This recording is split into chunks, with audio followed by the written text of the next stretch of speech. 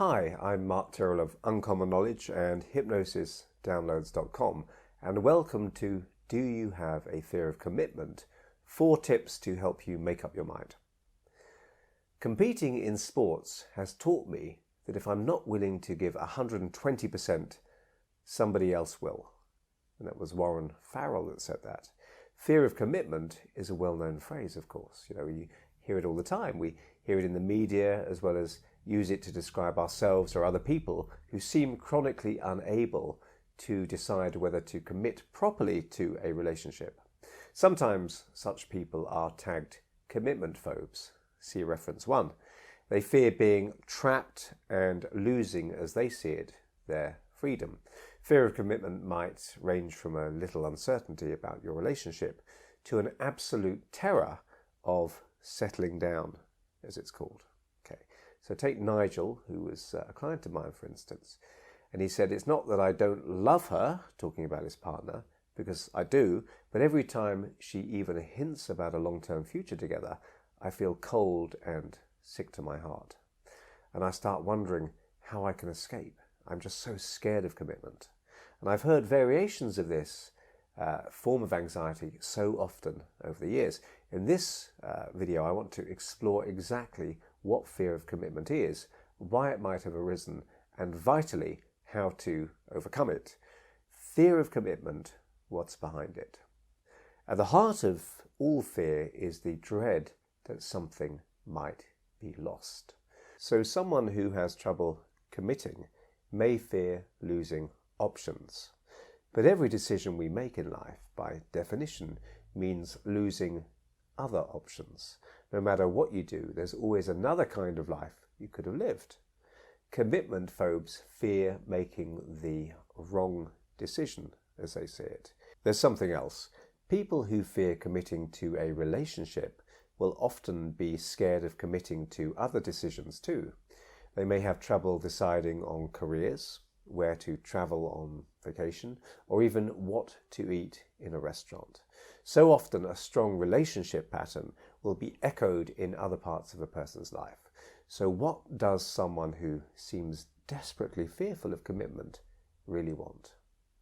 Fearing what we need.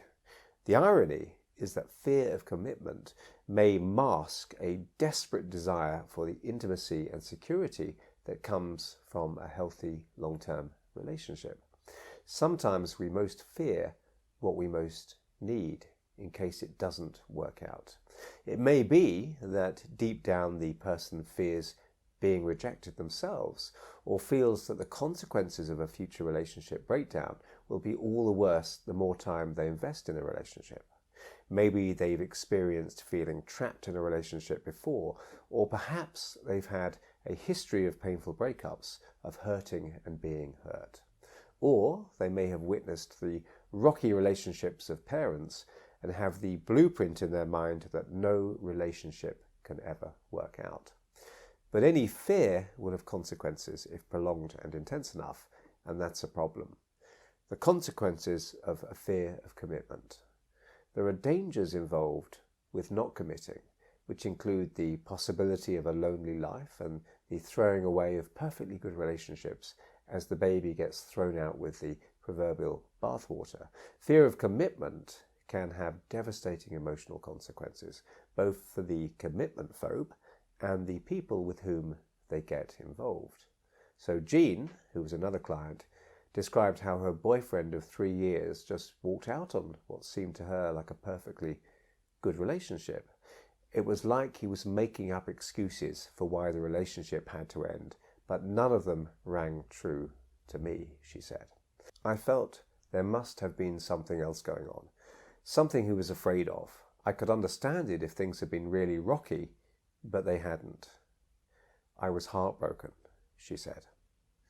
But besides running from seemingly good or promising relationships, what other relationship symptoms might the fearer of commitment display? The hopeless lure of the impossible relationship.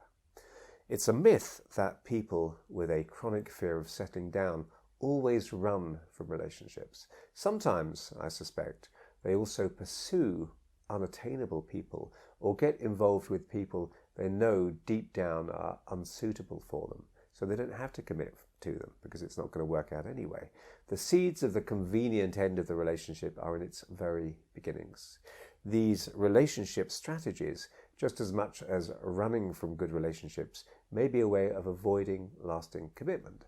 So, do you think you have a fear of relationship commitment? Remember, it's important to know that doubts now and then are natural, and we can all wonder whether we're doing the right thing sometimes in life.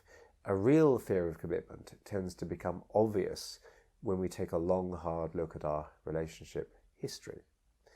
What can you do about it if you really are frightened of settling down or being with someone in a committed sense? So number one, name your fear. Ask yourself, what exactly are you frightened of? Okay. We can get so accustomed to using words that we stop seeing the reality behind them. So what does commitment actually mean? And what exactly do you fear losing? Focus on the fear and see where it leads you in your mind.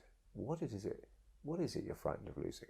Does it lead to an image of losing the relationship itself at some future time? Or a single lifestyle of being unable to do what you want, when you want, and with whom you want? Really get to grips with what exactly it is that frightens you, because commitment is just a word. Think about what it is exactly that you would be giving up. Freedom? Independence? What exactly do these words mean to you? No relationship or marriage should take away all freedoms or independence. Okay. In fact, a healthy relationship should help you meet your needs for freedom and independence as part of the relationship itself. Maybe you're used to relationships that are very controlling of your life and time, but these are never healthy relationships anyway, if they're based on control of you or by you. Okay. A healthy, loving and respectful relationship should in essence be easy to commit to, just as a sturdy, seaworthy boat should be easy to board, easier than, say, a threadbare raft made from rotten wood. Okay. So what do you value so highly that you fear surrendering? And ask yourself, do I want to be playing the field or totally self-referential when I'm 30 or 40 and 50 and so on, if these ideas have been holding you back? Okay. 2, decide to be more decisive. Indecisiveness becomes a habit over time. Whenever we make a decision about anything, we're committing to it, at least for the time being, including getting a cup of coffee. If commitment to any decision has been a problem for you, then start practicing being more decisive in lots of small ways. Sometimes the more time we spend weighing up pros and cons, the more confused we get. We're trying to make a decision with a wrong part of the mind sometimes. And research has even found that overthinking a decision can lead to poorer choices. See reference 2. So get used to just deciding where to eat, what to do, and how to spend your time, and you'll find decisiveness becomes a habit too. Okay, number 3, imagine the fear of commitment has gone.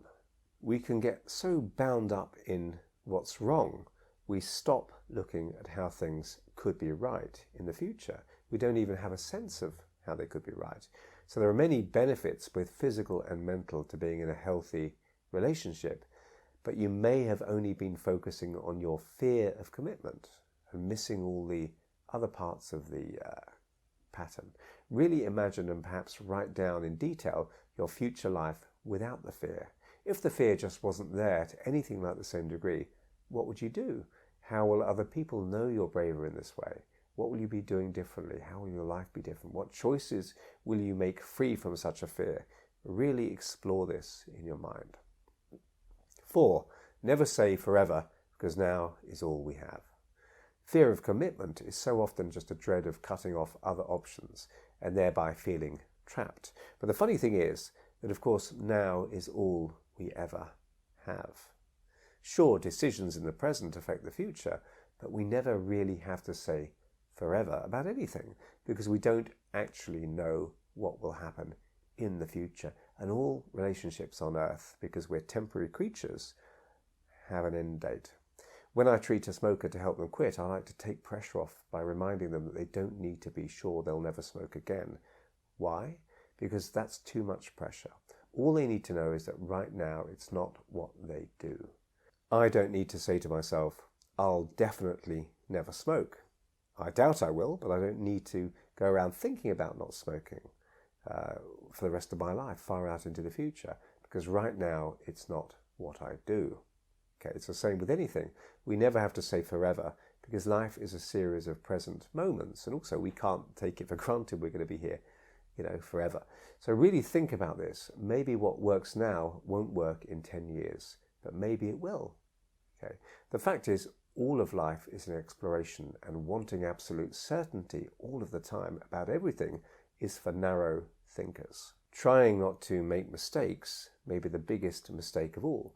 And here I'm reminded of the words of the Joni Mitchell song, "Don't it always seem to go that you don't know what you've got till it's gone."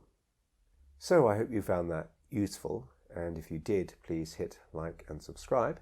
And if you want to hear when my next video is published, hit the notification bell below. I'm Tyrrell of Uncommon Knowledge and hypnosisdownloads.com. And if you'd like to try some of my personal development products, head over to hypnosisdownloads.com and take a look around. And thanks for watching.